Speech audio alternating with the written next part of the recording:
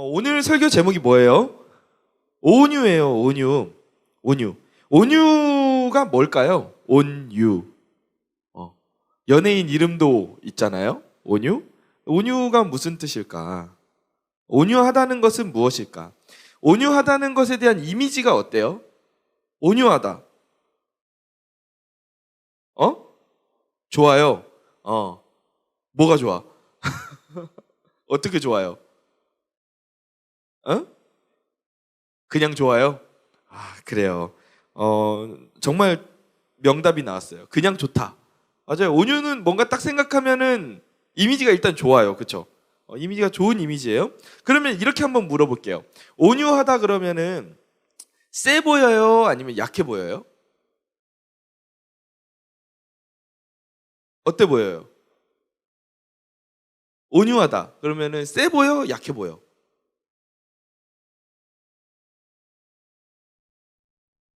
가이드 왔구나. 오늘 진짜 애들 많이 내려왔네. 학기 끝났어요? 반가워요. 다시. 온유하다. 세 보여요? 약해 보여요? 세 보이냐고, 약해 보이냐고. 어때요? 내가 뭐 틀렸다고 뭐라고 해요? 보통 온유하다 그러면 약해 보이지. 약해 보이잖아. 온유하다. 저 사람 진짜 온유하다. 그러는데 막 되게 이렇게 막 화내는 사람한테 와, 저 사람 되게 온유하다. 막 이렇게 말하진 않잖아.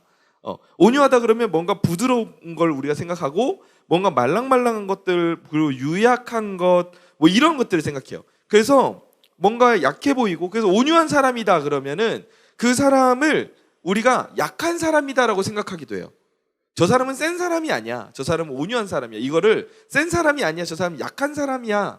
부드러운 사람이야. 이런 이미지로 우리가 보통 받아들이기도 합니다.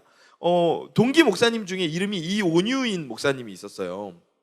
그런데 그 목사님도 이름처럼 동글동글하게 생겼어요. 되게 온유하게 생겼는데 이름이 확실히 온유니까 그 목사님을 보면 되게 부드러워 보여. 그리고 되게 선해 보여. 그러니까 우리가 흔히 온유라는 것에 대한 그 단어에 대한 이미지가 보통 이러한 이미지죠. 선해 보이고 그리고 부드러워 보이고 그러면서도 세지 않고 센 것과 약한 것 중에서는 조금 약한 쪽에 속하는 그런 쪽이 바로 온유인데, 그런데 우리가 오해하지 말아야 될 것은 뭐냐 하면은 이 온유하다는 것은 능력 없음이 아니에요. 우리가 그렇게 오해하기도 하거든요.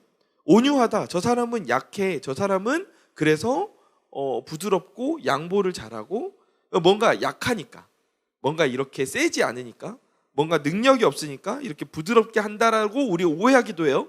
근데 오해하지 말아야 돼요. 온유하다는 것은 능력 없음이 아니에요.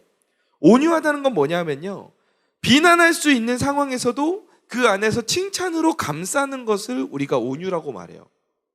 그리고 온유하다는 것이 뭐냐 하면 별것 없어 보이는 사람을 외면할 수 있지만 그 사람을 인정해 주는 것이 바로 온유함이에요. 온유하다는 게 뭐냐 하면 부정적인 대우를 하는 것이 마땅하지만 그렇게 하지 않고 긍정적인 면을 바라봐 주는 것이 바로 온유함이에요.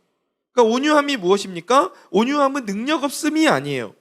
온유는 부정적인 감정 표현을 할 수 있지만 자신이 그것을 인내하고 긍정적인 감정과 표현으로 해내는 것이 바로 온유예요. 그러니까 부정적인 말을 할 수 있어요. 부정적인 행동할 수 있어요. 상대방에 대해서 비난할 수 있어요. 비판할 수 있어요. 하지만 그것을 그렇게 하지 않고, 그렇게 할 수 있으나 그렇게 하지 않고 그것을 나의 안에서 소화해서 긍정적인 감정과 표현으로 나타내는 것, 이것이 바로 온유함이라는 거예요. 지금 이 시대는 온유함이 어떤 것 같아요? 온유함이 많은 시대인 것 같아요? 아니면 좀 부족한 시대인 것 같아요? 부족하죠. 부족해요. 제가 봐도 온유함이 부족해요. 이 시대의 사람들은 선하게 표현할 수 있는 것도 가져다가 악하게 표현을 하고 있어요. 이미 오래전부터 문제가 됐던 인터넷의 악플 이런 것들 굉장히 문제가 되고 있지 않습니까? 지금도 수십 년이 지났지만 해결되지 않는 문제예요. 가상 공간에서 보이지 않는 서로들에게 무차별적으로 공격을 퍼붓고 있잖아요. 다른 사람의 생각을 이해해 주지 않아요. 그 사람들의 상황을 이해해 주지 않고 내 생각이 맞다고, 내 입장이 맞다고 계속해서 들이밀고 있잖아요. 학교나 직장에서는 어떻습니까? 서로 부족한 면이 있어요. 우리는 사람이니까 완벽할 수가 없어요. 하지만 그것을 이해하고 내가 그 부족함을 채워주려고 하지 않아요. 어떻게 합니까? 따돌리거나 멀리하거나 배척하는 모습이 혹시 우리의 모습은 아닌가? 오히려 선하게 드러낼 수 있음에도 불구하고 그것을 악하게 드러내고 있는 이 시대, 이렇게 온유함을 잃어버린 것이 바로 이 시대의 모습이고, 그리고 어쩌면 우리의 모습일지도 모르겠어요. 여러분, 우리의 모습은 어떻습니까? 여러분의 모습은 어떠한가요?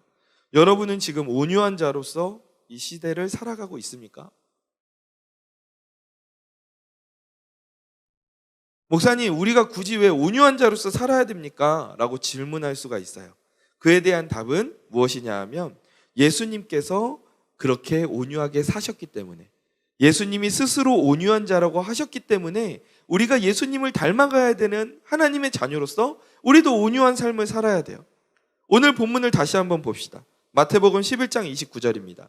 예수님께서 스스로에 대해서 뭐라고 말씀하십니까? 나는 마음이 어떻다고요? 온유해요.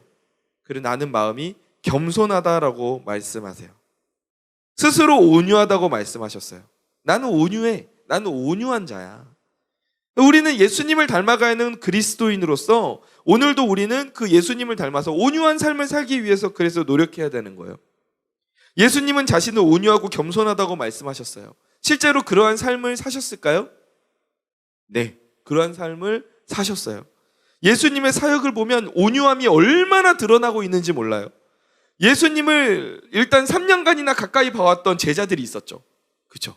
제자들이 예수님을 밀착해서 다니면서 예수님에게 말씀도 배우고 예수님의 이적을 보고 예수님이 하시는 그 사역의 계획과 이 모든 것을 들었음에도 불구하고 예수님이 이 땅에 오신 이유를 이해하지 못하는, 그것을 받아들이지 못하고 깨닫지 못하는 제자들을 보시면서 예수님께서 얼마나 답답하셨겠어요. 하지만 끝까지 그들을 비난하거나 버리지 않으셨어요. 야, 안 되겠다. 내가 너희들 어떻게 좀 이렇게 해가지고 이렇게 좀 이렇게 해볼까 했는데 안 되겠는데 그냥 다른 제자 해야 될 듯. 약간 이렇게 생각하지 않으셨다는 거예요. 아파서 병들어 있는 자들이 있었어요. 그들을 보면서 당시에 배척받고, 그리고 그들이 거룩하지 않다 그래서 나병 환자 같은 경우는 누구도 그들에게 가까이 다가가지 않았어요. 근데 예수님께서 어떻게 하셨어요? 그 연약한 자들에게 가까이 가셔서 그들의 아픔을 치유하여 주시잖아요. 예수님의 활동 당시에 여성은 남성에 부속되어 있었어요. 그래서 삶 속에서 전면적으로 드러날 수가 없었어요. 그런데 예수님은 여성들에게도 찾아가셔서 그들의 병을 낫게 해주시고 그들에게 복음을 들려주시고 그들의 마음의 아픔을 치유하여 주시잖아요. 그러니까 예수님은 어때요? 온유한 분이 맞아요? 틀려요? 맞아요? 맞아요. 예수님은 온유한 분이 맞으세요. 그런데 예수님이 능력이 없는 분이었어요? 예수님이 능력이 없어서 양보하시고 능력이 없어서 포기하시고 능력이 없어서 이렇게 선하게 대해주신 거예요? 아니에요. 예수님은 능력이 있으신 분이에요. 예수님은 만왕의 왕이시고 예수님은 창조주세요. 하나님과 동일하신 분이시고 하나님의 아들이시잖아요. 예수님은 능력 없는 분이 아니었어요. 하지만 그 안에서 온유함으로 나타내셨어요. 그러니까 예수님의 온유함은 강함 가운데에서 드러나는 선한 움직임이었어요. 능력이 없어서 그렇게 선하게 사신 게 아니에요. 예수님은 충분히 강하게 사실 수 있었지만 그 가운데에서 선한 움직임을 가지고 사셨다고요. 그럼 예수님께서 이렇게 능력이 있으셨음에도 왜 온유함으로 사람들에게 다가가셨을까? 왜 세게 가르치지 않으시고, 왜 참으시고 인내하시고 끝까지 이렇게 여러 번 반복해서 가르치시면서 그렇게 온유함으로 다가가셨을까? 왜냐하면 그 온유함이 사람을 변화시키기 때문에 그래요. 그 온유함이 온유한 사람과 온유함을 누리는 사람들 모두를 큰 사람으로 만들어주기 때문에 그래요. 여러분, 하나님은 우리가 하나님 나라를 누리고 나누는 하나님 나라 모델하우스가 되기를 지금도 원하고 계십니다. 믿으십니까? 아멘. 그렇기 때문에 스스로 그에 합당한 온유한 모습을 보여주신 거예요. 그리고 그 온유한 모습으로 살아가실 때 얼마나 많은 귀한 열매들이 맺어지는지를 우리가 보기를 원하셨고, 그리고 그를 따라서 우리가 온유한 사람이 되기를 원하셨던 거예요. 여러분, 우리는 예수님을 따라서 온유한 사람이 되어야 할 줄 믿습니다. 온유함은 사람을 어떻게 변화시킵니까? 사무엘하 22장 36절을 보면 다윗의 고백이 등장하는데 뭐라고 고백하고 있습니까? 주께서 또 주의 구원의 방패를 내게 주시며, 두 번째 줄 같이 읽어볼까요? 시작! 주의 온유함이 나를 어떻게 크게 하셨나이다라고 말하고 있어요. 주님의 온유함이 나를 크게 했다는 거예요. 다윗이 고백하고 있어요. 그리고 37절 말씀, 오늘은 이 본문에 띄진 않지만 37절 이어서 보면은 주님의 온유함이 나를 크게 만들었고, 주님의 온유함이 나의 발걸음을 넓게 했으며, 주님의 온유함으로 인해서 내 발이 미끄러지지 않게 되었다라고 고백을 해요. 다윗은 어릴 때부터 위축된 삶을 살고 있었어요. 부모님, 아버지에게도 인정받지 못하는 그런 삶을 살고 있었다고요. 그런데 그런 다윗에게 하나님께서 다가가셔서 위축되어 있는 다윗에게 끊임없이 기회를 제공하시고, 그 소심한 발걸음을 힘있게 내딛게 하셨으며, 비틀거리는 것을 두려워하지 않도록 하나님께서 붙잡아 주신 거예요. 무엇으로 붙잡아 주신 거예요? 하나님의 온유함으로 붙잡아 주신 거예요. 하나님이 말씀하실 수 있었어요. 야, 다윗, 너는 왜 이렇게 너 왜 이렇게 약하냐? 야, 아빠한테 가가지고 좀 이야기 좀 해봐. 가가지고 좀 남자답게, 야, 니도 남잔데 막 가서 막, 이렇게 하나님이 말씀하시지 않았다는 거예요. 그래, 내가 너의 약함 다 안다. 내가 너의 부족함 다 안다. 하지만 나는 너를 사용하고 싶어. 너에게 기회를 계속해서 주고 싶어. 이게 하나님의 마음이었던 거예요. 다윗의 성장에서는 어떻습니까? 하나님의 온유함이 다윗에게 어떻게 나타나나요? 다윗이 죄를 짓고 넘어지잖아. 무너지잖아. 허물이 많고 부족한 모습들이 막 드러나요. 근데 그런 다윗에게 하나님께서 어떻게 하세요? 야, 너 안 되겠다, 나가리. 이게 아니라 어떻게 하세요? 결국 다윗이 위대한 왕으로 설 수 있도록, 믿음의 사람으로서 성장해 갈 수 있는 환경 속에서 세워질 수 있도록 하나님께서 그 부족한 다윗에게 기회를 주시잖아요. 이것이 하나님의 온유함이었어요. 이처럼 온유함이라는 무엇입니까? 온유함이란 강함 속에서 나타나는 선한 움직임이고, 그리고 주변의 환경이나 사람들의 반응에 휘둘리지 않으며 끝까지 친절과 자비를 베풀며 상대방을 긍휼히 여기는 그 마음. 좀 길죠? 주위의 환경에 휘둘리지 않고 상대방에게 끊임없이 선한 움직임을 보여줄 수 있는, 그것이 바로 온유함이에요.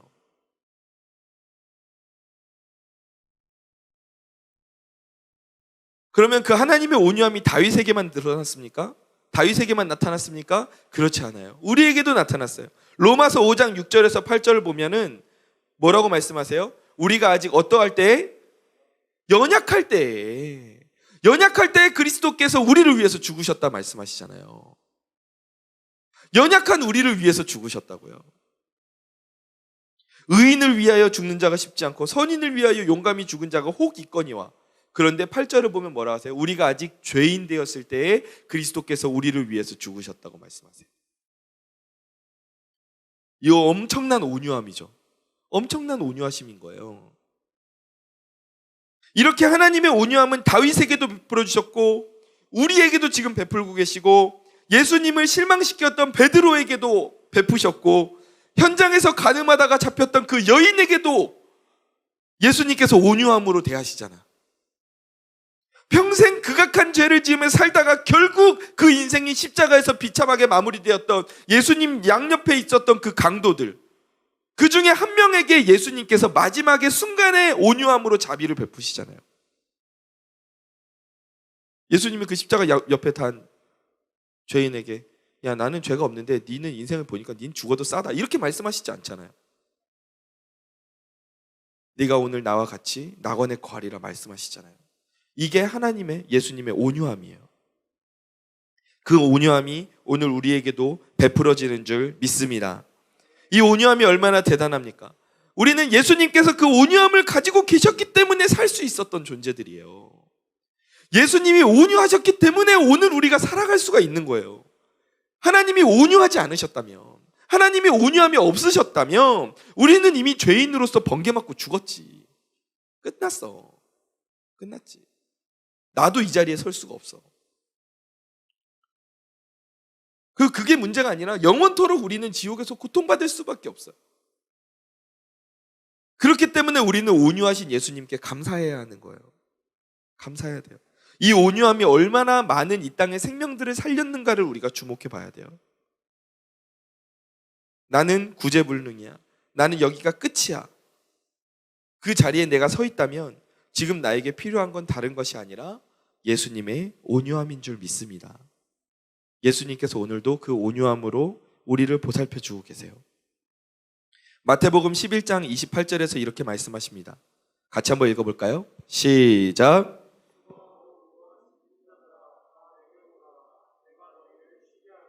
아멘. 수고하고 무거운 짐진 자들아 다 내게로 오라. 내가 너희를 쉬게 하리라 말씀하셨어요. 여러분도 인생을 살고 있지만 쉴 곳이 있나요? 인생에 쉴 곳이 있습니까? 요즘 사람들이 쉴 곳이 없다고 말해요. 어디를 가도 나 자신을 감추고 포장하지 않으면 살아남을 수가 없어. 세상은 행한 대로 그대로 막 갚아. 이 세상 속에서 우리를 있는 그대로 받아주고 용서해주고 기회를 줄 곳이 없어요. 그러니까 우리가 이 세상 속에서, 이 온유함이 없는 세상 속에서 얼마나 지금 쉼없이 팍팍하게 살고 있는지 몰라요. 나도 이런 세상 속에서 우리가 살기 힘들지만 내 주변에 있는 그 사람들도 여러분 한번 살펴보세요. 내 주변에 있는 사람들, 내 가족들, 부모님, 친구들, 세론들 살펴보면 나도 마찬가지고 그대들도 마찬가지고 모두가 다 쉼이 없는, 쉴 곳이 없는 그런 삶을 살고 있어요. 평안함과 안식을 누리지 못하고 살고 있다고요. 그런데 주님께서 말씀하시는 거예요. 뭐라 말씀하십니까? 수고하고 무거운 짐진 자들아 다 내게로 오라. 내가 너희를 쉬게 하리라라고 말씀하시는 거예요. 어떻게 쉬게 하겠다고 말씀하세요? 오늘 본문이 이어지죠. 무엇으로 쉬게 하겠다고 말씀하십니까? 나는 마음이 온유하고 겸손하니. 그 예수님의 온유함을 통해서 우리 마음에 쉼을 주시겠다는 거예요. 이 사실을 믿으시기 바랍니다. 나의 멍에를 메고 예수님의 온유하고 겸손하신 모습을 배워가면서 살아갈 때에, 오늘 본문 한번 띄워주세요. 그 온유하고 겸손한 예수님, 그리고 나의 멍에를 메고 그 멍에를 메고 예수님을 배우면서 살아갈 때에, 그 온유함을 배우면서 살아갈 때에 우리 마음이 쉼을 얻게 된다고 말씀하시는 거예요. 예수님의 온유함이 나를 살렸듯이 나의 온유함이 내 주변의 사람들을 살릴 수 있고, 더 나아가서 나 자신까지 살릴 수 있다고 예수님께서 오늘 말씀을 통해서 우리에게 가르쳐주고 계십니다. 왜 예수님께서 이 유대인들과 모든 사람들을 수고하고 무거운 짐진 자들이라고 부르셨을까요? 당시 유대인들은 큰 짐이 두 가지가 있었어요. 하나는 율법의 짐이었어요. 당시 종교 지도자들이 하나님의 말씀을 쪼개서 율법을 613가지나 만들어놨어요. 그 중에서 안식계명, 10계명 중에 네 번째 계명이죠. 안식일을 기억하여 거룩히 지키라. 이 계명을 39가지로 쪼개놨어. 그래서 사람들에게 이것을 꼭 지켜야 된다라고 했어. 강요했어. 그래서 예수님께서 이 모습을 보면서 뭐라고 말씀하세요? 종교 지도자들이 무거운 짐을 묶어서 사람들의 어깨에 지워버렸다라고 말씀하셨어요. 그래서 당시의 사람들은 율법에 매여서, 종교에 매여서, 하나님을 믿으면 기뻐야 되는데 종교에 매여서 너무 힘들고 피곤한 거야. 이거 얼마나 안타까운 상황이에요. 하나님의 말씀은, 하나님을 믿는 종교는, 그리스도교는 사람들에게 기쁨을 주고 힘을 줘야 되는데 그 반대의 상황이 연출되고 있는 거예요. 예수님이 그 모습을 보면서 얼마나 안타까우셨겠어요. 또 그들이 지고 있었던 또 다른 짐 한 가지는 힘든 삶이었어요. 우리나라도 일제강점기 때 우리 조상님들이 얼마나 힘든 삶을 사셨어요. 근데 지금 예수님이 활동하시던 이 당시의 유대는 독립된 나라가 아니라 로마의 압제 가운데 있었던 나라예요. 그러니까 그 안에서 자유가 제한되었고 세금이 탈취되는 바람에 살기가 굉장히 고달팠어요. 이렇게 율법과 삶에서 찌들어서 살고 있는 그들에게 예수님께서 어떻게 다가가셨어요? 어떤 모습으로 다가가셨어요? 세게 막 다가가셨어요? 온유함으로 다가가시는 거예요. 그리고 그 가운데에서 수고하고 무거운 짐진 자들을 쉬게 하셨어요.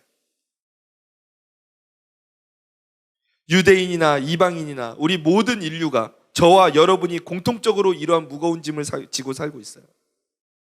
그리고 공통적으로 인생의 죄의 짐을 지고 살고 있어요. 하지만 예수님 당시 유대인들이 예수님의 이 온유함 앞에서 용서받고 자유함을 누리게 되었듯이, 우리도 이 예수님의 온유함 앞에서 우리의 모든 모습을 보여드리고 용서받고 사랑과 기회를 얻을 수가 있는 거예요. 예수님의 온유함은 우리를 오늘 쉬게 하고 우리를 오늘 자유롭게 하는 줄 믿습니다. 우리는 이 예수님의 온유함 안에서 치유함을 얻게 되는 거예요. 그리고 희망을 얻고 넘어져도 다시 일어날 힘을 얻게 되는 줄 믿습니다. 이런 예수님의 온유함이 언제까지 이어집니까? 요한복음 13장 1절을 보면 이렇게 말씀하세요. 예수께서 자기가 세상을 떠나 아버지께로 돌아가실 때가 이른 줄 아시고 세상에 있는 자기 사람들을 사랑하시되 언제까지 사랑하셨다 하십니까? 끝까지 사랑하셨다고 말씀하세요. 끝까지 사랑하셨어요. 예수님의 우리를 향한 사랑, 그 온유함은 지금까지도 그리고 영원의 끝까지 이어지는 줄 믿습니다. 이러한 온유함으로 우리를 돌보시는 하나님께 감사하면서 살길 원해요. 우리 양옆에 있는 지체들에게 인사합시다. 하나님은 오늘도 우리를 온유함으로 돌보십니다. 시작. 하나님은 오늘도 우리를 온유함으로 돌보십니다. 아멘. 어쩌면 이렇게 질문하는 지체들이 있을 수 있을 거예요. 목사님, 하나님은 능력을 가지고 계시면서 그 온유함을 드러내셨는데 저는 능력이 없는데요. 전 가진 것이 없는데, 가진 것이 없는 사람이 온유하면 호구되는 거 아닌가요? 이런 생각을 할 수가 있어요. 근데 그렇지 않아요.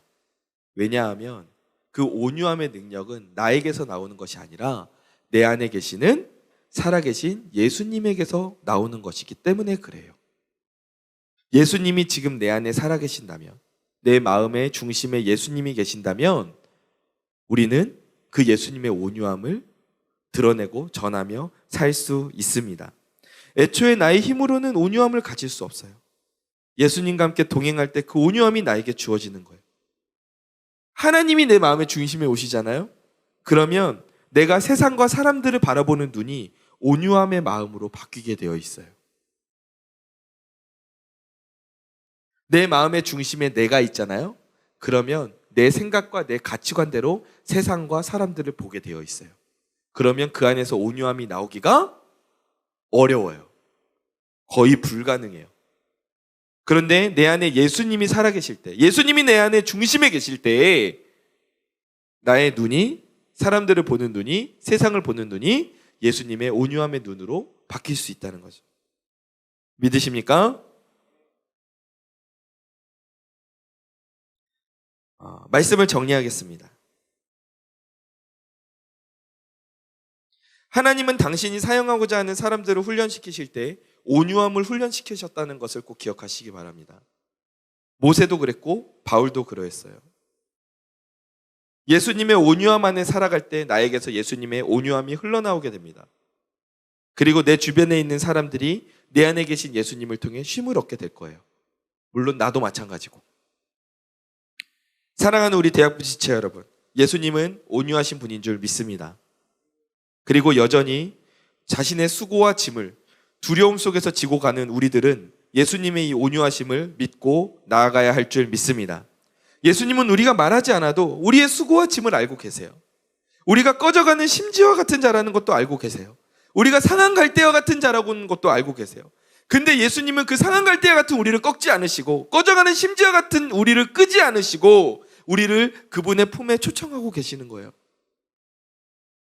우리가 이 예수님의 온유함 속에서 쉼과 평안을 얻게 되는 줄 믿습니다. 그리고 우리가 그 쉼과 평안을 얻고 우리도 그 온유함을 힘입어서 다른 이들에게 쉼과 평안을 나누어 주는 자가 되기를 간절히 소망합니다. 주님의 온유하신 그 품에 내 인생의 수고와 짐을 맡기는 우리들이 되기를 원합니다. 인생이 참 힘들어요. 어려워요. 쉴 곳이 하나도 없어요. 너무 피곤해요. 그 피곤함이 육신의 피곤함을 넘어서 정신적 피곤함과 영적인 피곤함이 너무너무 많은 시대 속을 우리가 살고 있어요. 그런데 그 가운데에서 내 수고와 짐을 맡기고 내가 진정한 쉼과 평안을 얻을 수 있는 곳이 어디입니까? 주님의 온유하신 품인 줄 믿습니다. 그리고 우리 역시 다른 이들을 그 주님의 온유하심 속에서 받아주길 원합니다. 지금 세상은 온유한 자를 간절히 찾고 있어요. 온유한 사람을 찾고 있어요. 간절히 찾고 있어요. 우리가 그 온유함에 목말라 하는 이 시대 속에서 그들에게 쉼과 평안을 전달해 줄 수 있는 온유한 자가 되기를, 그리고 예수님의 온유함을 충만히 우리가 받고 누리는 자가 되기를 주님의 이름으로 간절히 축원합니다.